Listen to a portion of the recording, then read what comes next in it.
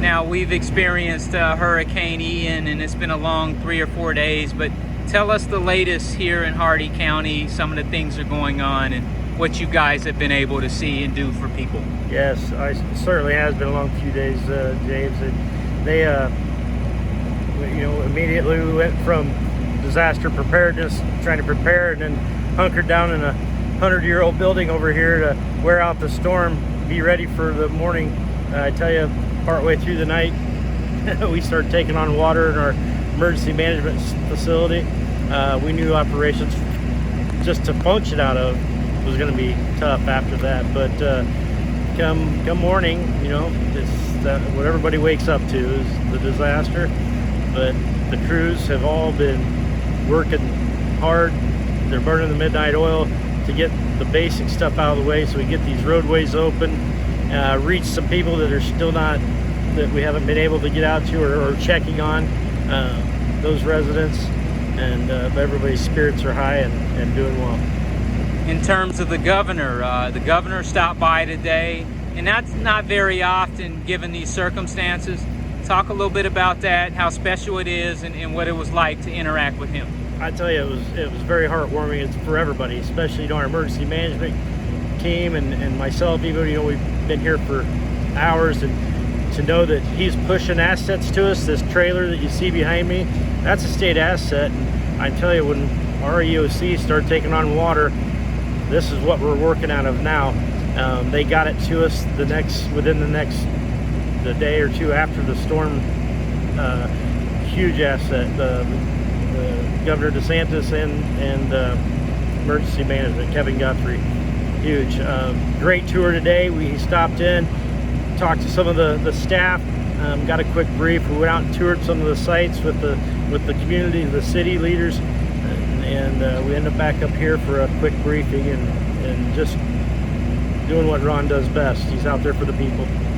What do you tell people who are at home or watching on their phone or on the internet, or haven't eaten in a couple days, or a tree fell on their property, or what do you tell people just to keep them going and motivated and just give them some encouragement? Just where social media comes in, we're pushing out on the Hardee County Emergency Management site a joint unified message from all the cities in the county and the county itself and the law enforcement folks. So we're all on the same page. We're putting out the same message. We're going to start getting those out on a more regular basis now that we got some infrastructure back under us. But what I'm going to tell them, if they can get here, there's a pod site that they're opening up. There's several private organizations from the community that are providing meals and water. The National Guard and the state, the emergency management, was able to get us those supplies, food and water, down here, and they're doing a distribution right down near the Florida Farmers Market. They can get some of those necessity supplies they need if they can get to it. If there's still folks out there and you get the message, I'm not going to say we've hit every household because it's we're only 3 days in, but by far we've covered the great majority of the county. Is there a phone number they can call if they're shut in, they get lucky enough to get to a phone? It is. It's the Hardee County Emergency Operations Center, Emergency Management. They can call that number and get to it. We've experienced weather before, but when you look at this particular Hurricane Ian, how different is it, and what's it been like as opposed to some of the ones in the past? So we hit record flood stages on the Peace River. Still to this day, it's way outside of its banks. That was one of the challenges for the city of Wauchula, early on. But I think, and just looking at previous storms and talking to staff, this one brought a lot more water with it than what had previously other hurricanes. Is flooding or the potential thereof, should we still be focused on just maintaining safety as we continue to look at water levels? Absolutely. Safety is paramount. And that's what we're doing.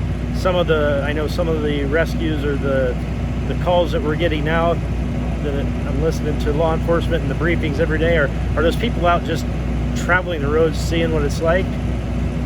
Those roads have been undermined. They're not safe. we're getting to them, we're blocking them off. But I even heard the other day they watched 2 cars try to go around barricade and slid into the water. You know, I just ask people to use some common sense.